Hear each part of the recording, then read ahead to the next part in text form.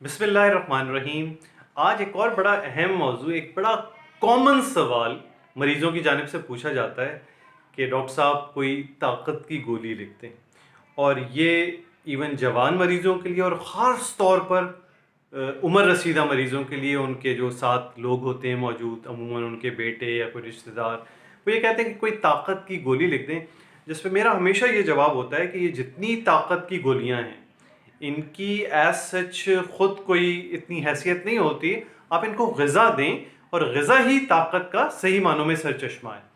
तो फिर उनका एक जवाब होता है कि डॉक्टर साहब ये खाते नहीं।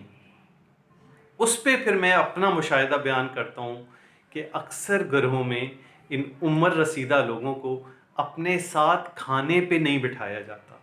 अक्सर इनका खाना इनके कमरे में दे दिया जाता है और लोग अपने तौर पर अज्यूम कर रहे होते हैं कि शायद ये अपने कमरे में ज़्यादा कंफर्टेबल होते हैं। कोई खुदा न खास्ता ऐसी नीयत नहीं होती, ऐसा नहीं है।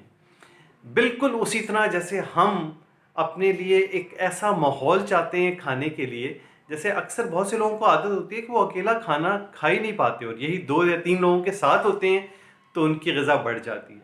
बहुत से बुज़ुर्ग अकेले रह रहे हैं तो घर में एक आदत बनाएं, अगर कम अफराद भी हैं, कम से कम एक वक्त खाना सब लोग एक साथ खाएं और इन सब लोगों में ये बुज़ुर्ग भी शामिल हों।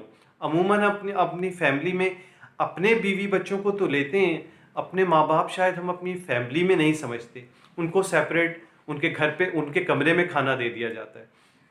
याद रखिए, ये बात ताकत की गोलियों से निकली थी। इन ताकत की गोलियों की कोई हैसियत नहीं है एक फ़िज़िकल ताकत पहुंचाने में, स्पेशली उम्र रसीदा अरसात को।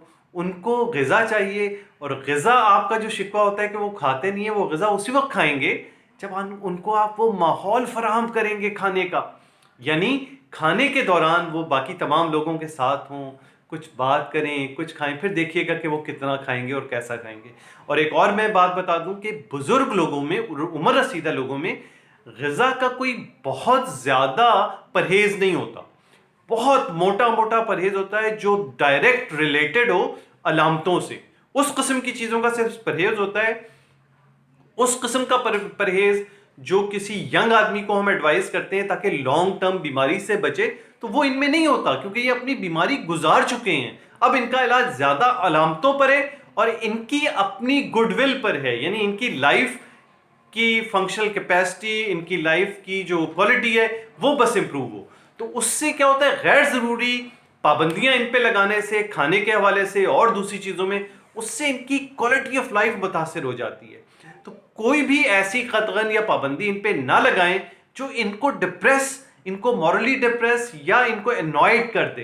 तो बहुत ख्याल रखें बुजुर्गों की, ये ताकत की गोलियां किसी तौर पे इनको ताकत फराहम करने का जरिया नहीं है।